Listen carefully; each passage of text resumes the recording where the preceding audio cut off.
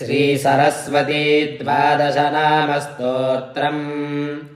सरस्वती त्वयम् दृष्ट्या वीणा पुस्तकधारिणी, हंसवाहसमायुक्ता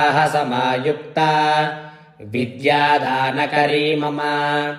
प्रथमम् भारती नाम, द्वितीयम् च सरस्वती, तृतीयम् शारदा देवी, चतुर्थम् हंसवाहना, पञ्चमम् जगदीख्यातम्, षष्ठम् वागीश्वरी तथा कौमारी सप्तमम् प्रोक्तम्, अष्टमम् ब्रह्मचारिणी, नवमम् बुद्धिदात्री च, दशमम् वरदायिनी, एकादशम् क्षुद्रघण्टा, द्वादशम् भुवनेश्वरी।